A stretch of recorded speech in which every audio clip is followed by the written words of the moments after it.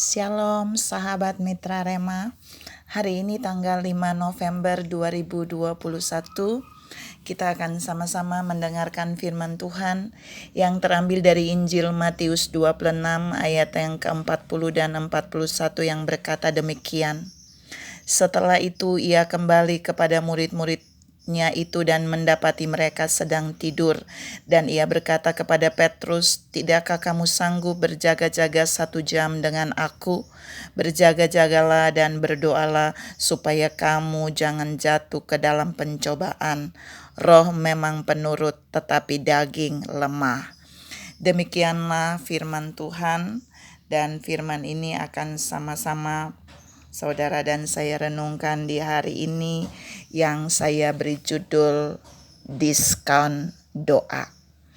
Saudara yang saya kasihi dalam Tuhan Yesus Kristus, kalau kita berbicara tentang kata diskon, konotasinya pasti positif dan menyenangkan. Tapi kata diskon doa ini sesungguhnya berkonotasi negatif. Mengapa? Kita mau lihat saudara. Dalam perikop yang tadi saya baca bagian ayat itu, ketika Yesus berdoa di Taman Getsemani, dia membawa 3 muridnya bersama dengan dia, yaitu Yohanes, Petrus, dan Yakobus. Dan ketika mereka sedang ada seperlempar jauh dari Yesus, lalu Yesus masuk ke dalam keintiman dengan Bapa untuk berdoa. Ketika Yesus kembali, Yesus mendapati mereka tertidur. Padahal Yesus menyuruh mereka berdoa dan berjaga-jaga dengan Yesus. Ini diskon pertama terjadi. Yesus sudah selesai berdoa, tapi mereka ternyata berdoa tapi tertidur. Jadi ketika saudara dan saya mengalami sesuatu hal di mana keinginan daging lebih kuat dari keinginan roh, maka disitulah terjadi diskon doa. Ini yang pertama. Jadi ketika saudara dan saya membiarkan keinginan daging melemahkan kita, maka ketika kita berdoa, kita sesungguhnya sedang tidak berdoa secara powerful. Tapi di situ terjadi diskon doa. Akhirnya banyak orang tertidur ketika berdoa. Saya percaya ketika saudara dan saya sungguh-sungguh membiarkan kita dikuasai oleh Roh Kudus waktu kita berdoa, maka ketika kita berdoa tidak ada diskon doa yang bisa mengurangi waktu doa kita dengan Tuhan. Saudara yang saya kasihi dalam Tuhan Yesus Kristus, pertanyaannya pagi ini, ada berapa banyak saudara yang sering mengalami yang Petrus dan kawan-kawan alami, melakukan diskon doa karena tidak bisa mengalahkan keinginan daging? Jawabannya ada pada saudara sendiri. Yang kedua, diskon doa itu sering terjadi ketika manusia terlalu sibuk dengan segala pekerjaan dan urusan dunianya.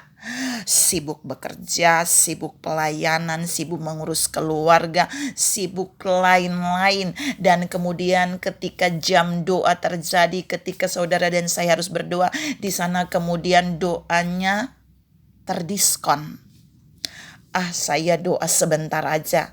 Dan kemudian saya melanjutkan tugas-tugas saya yang lain. Tuhan mau katakan di poin doa ini, ketika saudara mengutamakan kesibukan saudara yang lain, dan kemudian saudara melakukan doa dengan sekedar saja, di situ saudara sedang mendiskon doa terlalu besar, persentasinya terlalu besar. Saudara diskon sehingga doa saudara hanya mungkin 5% kepada Tuhan.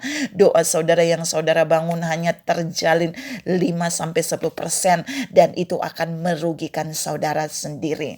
Yang terakhir, yang ketiga yang berhubungan dengan diskon doa ini adalah ketika setiap orang sedang dikejar oleh waktu.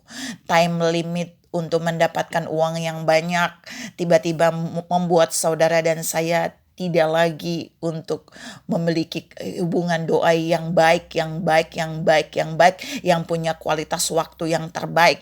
Tapi kita tidak kita tidak memberikan waktu yang terbaik untuk doa, tapi kita akan memilih mencari solusi-solusi yang lain supaya time limit untuk mengejar uang yang kita perlukan itu akan kita temukan. Tapi Tuhan mau katakan hari ini buat saudara dan saya, mungkin ada banyak persoalan kita yang time limit, yang waktunya mendesak, yang sudah ada di titik kritis untuk saudara dan saya memenuhi segala sesuatu. Tapi jangan pernah mendiskon doamu, karena jika saudara mendiskon doa saudara dan saya, kita sedang memutus waktu kita berhubungan dengan Tuhan. Ketika kita mendiskon doa kita untuk kepentingan dunia, kita sedang mengorbankan pertemuan kita yang sangat luar biasa dengan Tuhan. Ingat, waktu saudara dan saya berdoa, ada hal-hal ajaib akan Tuhan lepaskan bagi saudara dan saya. Ada mujizat yang diberikan, ada terobosan yang diberikan, ada berkat yang mengalir. Dan jika saudara mendiskon doa itu, semua yang baik yang dari Tuhan itu juga akan terdiskon dari hidup saudara dan saya. Oleh sebab itu Tuhan mau saudara dan saya menyadari hari ini bahwa kita tidak perlu mendiskon doa kita. Bahkan kita perlu menambah presentasi doa kita. Dalam keadaan apapun, sesibuk apapun, kita sedang dikejar oleh waktu apapun, kita tidak peduli. Ketika keinginan daging menyerang kita, kita harus menolak keinginan daging itu untuk membuat kita tertidur, lalu kita mendiskon doa. Tapi kita harus menolak itu. Kita membiarkan Roh Kudus menguasai kita, supaya waktu kita berdoa, kita akan bisa mengalahkan keinginan daging. Waktu kita berdoa, kita akan bisa mendapatkan segala urusan kita dengan mujizat ketika kita membangun hubungan doa dengan Tuhan dan tidak mendiskonnya. Saudara yang saya kasih dalam Tuhan Yesus Kristus, hari-hari ini situasi mulai normal, bukan? Dan Tuhan mengingatkan saudara dan saya, jika saudara dan saya gencar melakukan banyak pekerjaan, kita bisa mencapai banyak hal dalam pekerjaan dan pelayanan. Ingat, jangan mendiskon doa kita dalam kondisi apapun. Kita harus mempertahankan hubungan doa kita dengan Tuhan. Kita harus terus menjaga hubungan doa kita dengan Tuhan, karena waktu kita tetap menjaga dan mempertahankan itu, kita akan melihat ada mujizat terus mengalir bagi kita di setiap waktu. Tuhan memberkati saudara berlimpah. Salam dilarang diskon doa. Amin.